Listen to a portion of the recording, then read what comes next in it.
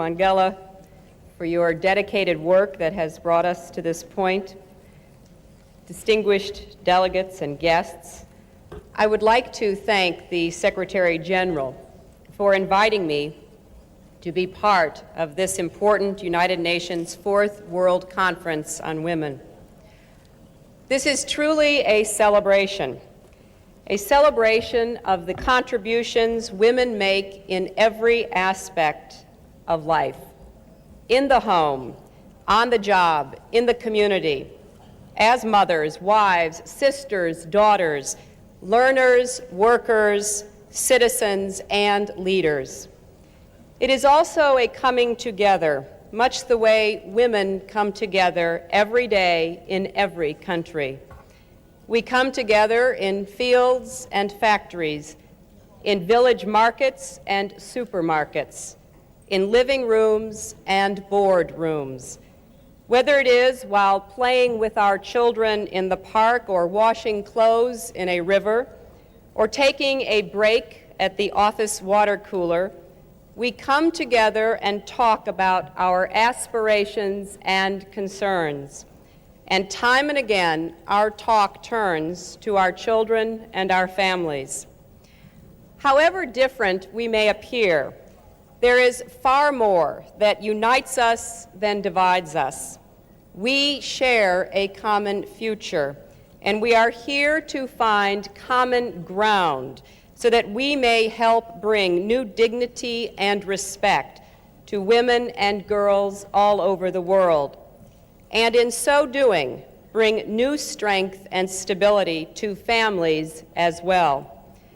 By gathering in Beijing, we are focusing world attention on issues that matter most in our lives, the lives of women and their families: access to education, health care, jobs, and credit, the chance to enjoy basic legal and human rights, and to participate fully in the political life of our countries. There are some who question the reason for this conference. Let them listen to the voices of women in their homes, neighborhoods, and workplaces. There are some who wonder whether the lives of women and girls matter to economic and political progress around the globe. Let them look at the women gathered here and at Huairou, the homemakers and nurses, the teachers and lawyers, the policymakers, and women who run their own businesses. It is conferences like this that compel governments and peoples everywhere to listen, look, and face the world's most pressing problems. Wasn't it, after all, after the Women's Conference in Nairobi 10 years ago, that the world focused for the first time on the crisis of domestic violence? Earlier today, I participated in a World Health Organization forum. In that forum, we talked about ways that government officials, NGOs, and individual citizens are working to address the health problems of women and girls. Tomorrow, I will attend a gathering of the United Nations Development Fund for Women. There, the discussion will focus on local and highly successful programs that give hard-working women access to credit so they can improve their own lives and the lives of their families. What we are learning around the world is that if women are healthy and educated, their families will flourish. If women are free from violence, their families will flourish. If women have a chance to work and earn as full and equal partners in society, their families will flourish. And when families flourish, communities and nations do as well. That is why every woman, every man, every child, every family, and every nation on this planet does have a stake in the discussion that takes place here. Over the past 25 years, I have worked persistently on issues relating to women, children, and families. Over the past 2.5 years, I've had the opportunity to learn more about the challenges facing women in my own country and around the world. I have met new mothers in Indonesia who come together regularly in their village to discuss nutrition, family planning, and baby care. I have met working parents in Denmark who talk about the comfort they feel in knowing that their children can be cared for in safe and nurturing after-school centers. I have met women in South Africa who helped lead the struggle to end apartheid and are now helping to build a new democracy. I have met with the leading women of my own hemisphere who are working every day to promote literacy and better health care for children in their countries. I have met women in India and Bangladesh who are taking out small loans to buy milk cows or rickshaws or thread in order to create a livelihood for themselves and their families. I have met the doctors and nurses in Belarus and Ukraine who are trying to keep children alive in the aftermath of Chernobyl. The great challenge of this conference is to give voice to women everywhere whose experiences go unnoticed, whose words go unheard.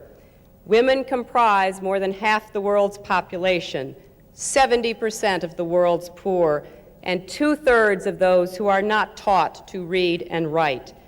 We are the primary caretakers for most of the world's children and elderly, yet much of the work we do is not valued, not by economists, not by historians, not by popular culture, not by government leaders.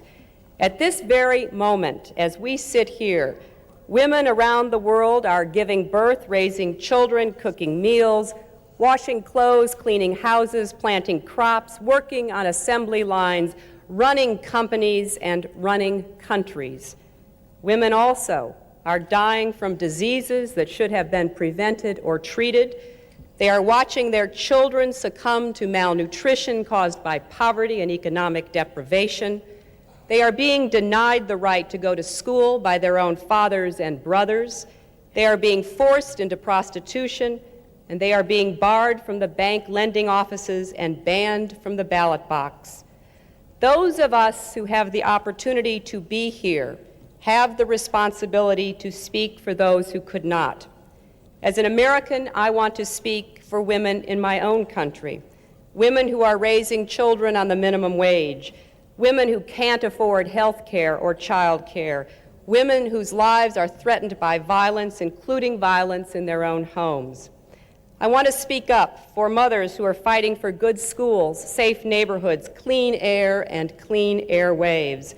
For older women, some of them widows, who find that after raising their families, their skills and life experiences are not valued in the marketplace.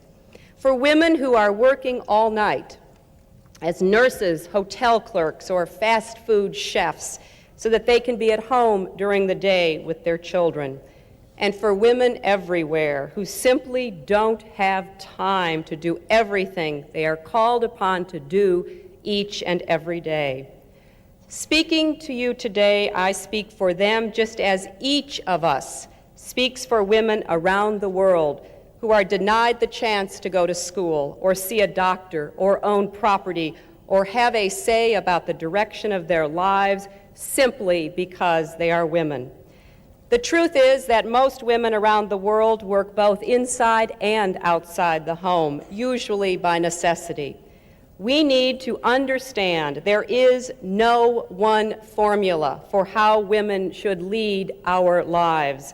That is why we must respect the choices that each woman makes for herself and her family. Every woman deserves the chance to realize her own God-given potential. But we must recognize that women will never gain full dignity until their human rights are respected and protected. Our goals for this conference to strengthen families and societies by empowering women to take greater control over their own destinies cannot be fully achieved unless all governments here and around the world accept their responsibility to protect and promote internationally recognized human rights. The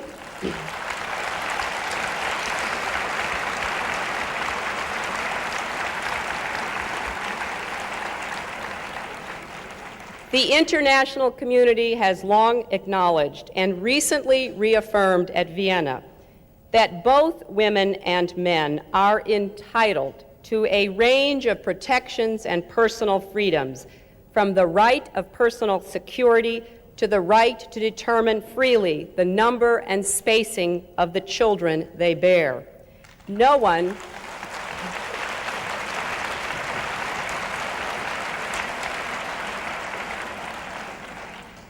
one should be forced to remain silent for fear of religious or political persecution, arrest, abuse, or torture. Tragically, women are most often the ones whose human rights are violated. Even now, in the late 20th century, the rape of women continues to be used as an instrument of armed conflict. Women and children make up a large majority of the world's refugees, and when women are excluded from the political process, they become even more vulnerable to abuse. I believe that now, on the eve of a new millennium, it is time to break the silence. It is time for us to say here in Beijing, and for the world to hear, that it is no longer acceptable to discuss women's rights as separate from human rights.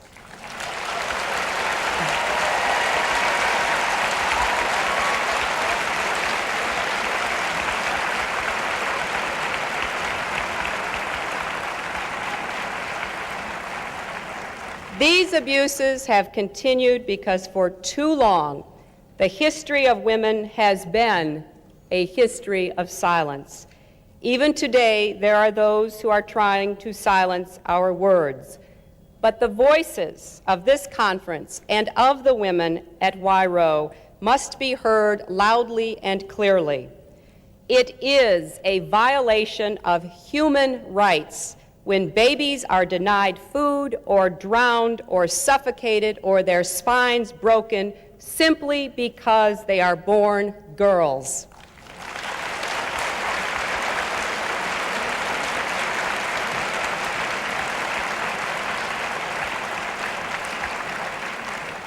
It is a violation of human rights when women and girls are sold into the slavery of prostitution for human greed, and the kinds of reasons that are used to justify this practice should no longer be tolerated.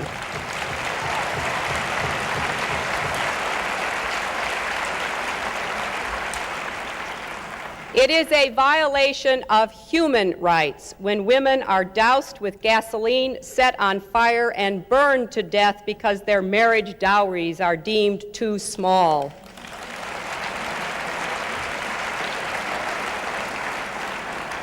It is a violation of human rights when individual women are raped in their own communities and when thousands of women are subjected to rape as a tactic or prize of war.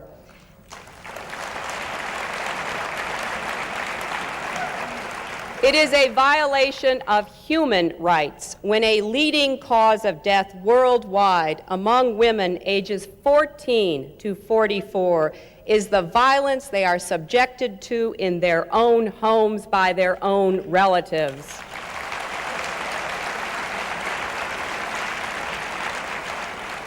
It is a violation of human rights when young girls are brutalized by the painful and degrading practice of genital mutilation.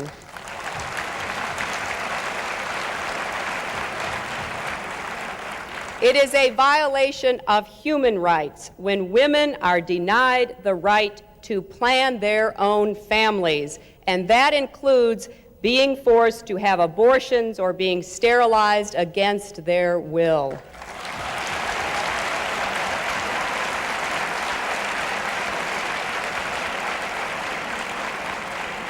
If there is one message that echoes forth from this conference, let it be that human rights are women's rights and women's rights are human rights once and for all.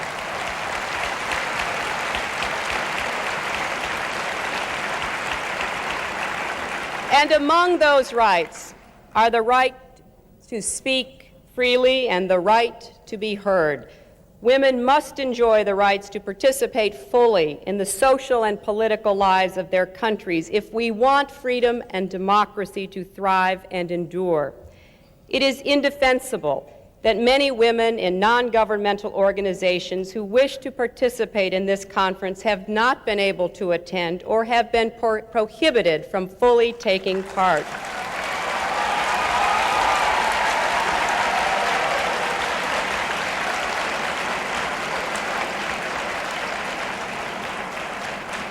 Let me be clear. Freedom means the right of people to assemble, organize, and debate openly. It means respecting the views of those who may disagree with the views of their governments. It means not taking citizens away from their loved ones and jailing them, mistreating them, or denying them their freedom or dignity because of the peaceful expression of their ideas and opinions.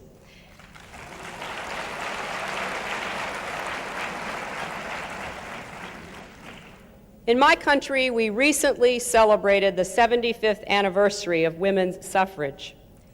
It took 150 years after the signing of our Declaration of Independence for women to win the right to vote. It took 72 years of organized struggle before that happened on the part of many courageous women and men. It was one of America's most divisive philosophical wars, but it was a bloodless war. Suffrage was achieved without a shot being fired.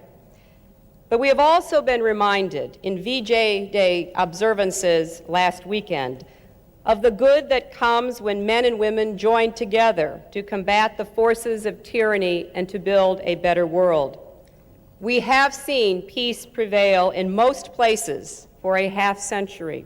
We have avoided another world war. But we have not solved older, deeply rooted problems that continue to diminish the potential of half the world's population. Now it is the time to act on behalf of women everywhere. If we take bold steps to better the lives of women, we will be taking bold steps to better the lives of children and families too. Families rely on mothers and wives for emotional support and care. Families rely on women for labor in the home. And increasingly everywhere, families rely on women for income needed to raise healthy children and care for other relatives. As long as discrimination and inequities remain so commonplace everywhere in the world, as long as girls and women are valued less, fed last, overworked, underpaid, not schooled, subjected to violence in and outside their homes, the potential of the human family to create a peaceful, prosperous world will not be realized. Let